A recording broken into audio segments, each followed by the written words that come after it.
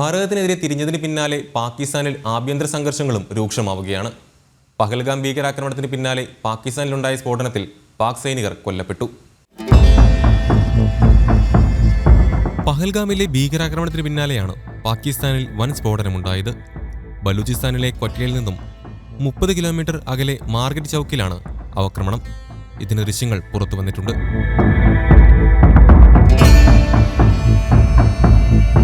സൈനികർ സഞ്ചരിച്ച വാഹനം റിമോട്ട് കൺട്രോൾ സഹായത്തോടെ IED ഉപയോഗിച്ചാണ് തകർത്തത്. വാഹനത്തിലുണ്ടായിരുന്ന 10 പാകിസ്ഥാൻ സൈനികർ കൊല്ലപ്പെട്ടതായാണ് പുറത്തുവരുന്ന വിവരം. ആക്രമണത്തിന്റെ ഉത്തരവാദിത്വം ബലൂച്ച് ലിബറേഷൻ ആർമി ഏറ്റെടുത്തു.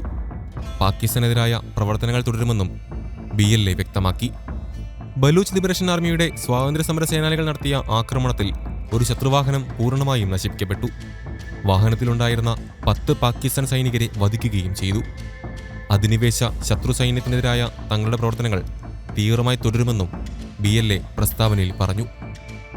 സുബേദർ ഷെഹ്സാദ് അമീൻ, നായിദ് സുബേദർ അബ്ബാസ് എന്നിവർ കൊല്ലപ്പെട്ട സൈനികരിൽ ഉൾപ്പെട്ടിട്ടുണ്ടെന്നാണ് പുറത്തുവരുന്ന റിപ്പോർട്ടുകൾ. ബലൂച്ച് ലിബറേഷൻ ആർമി നടത്തുന്ന തുടർച്ചയായ അക്രമ പരമ്പരകളുടെ ഭാഗമായാണ് ഈ അക്രമവും റിപ്പോർട്ട് ചെയ്യപ്പെടുന്നത്. മാർച്ചിൽ ജാഫർ എക്സ്പ്രസ് ട്രെയിൻ ഹൈജാക്ക് ചെയ്യുകയും ഏകദേശം 60 പേർ കൊല്ലപ്പെടുകയും ചെയ്തിരുന്നു. പഹൽഗാമിൽ ഭീകരാക്രമണവും ഇതിന് മറുപടി എന്നോണം ഇന്ത്യ സിന്ധു നദീജല കരാർ മരവിപ്പിച്ചതും ഉൾപ്പെടെയുള്ള ശക്തമായ നടപടികളിലൂടെ കടന്നുപോകുന്നതിനിടെയാണ് ബലൂച്ച് വിമതരും ആക്രമണം നടത്തിയത്. പാകിസ്ഥാൻ സൈന്യത്തിനെതിരായ പ്രവർത്തനങ്ങൾ വരും ദിവസങ്ങളിൽ കൂടുതൽ ശക്തമാക്കുമെന്നും ബലൂച്ച് ലിബറേഷൻ ആർമി മുന്നറിയിപ്പ് നൽകി. സ്വാതന്ത്ര്യത്തിനായുള്ള പോരാട്ടം നിലയ്ക്കില്ല.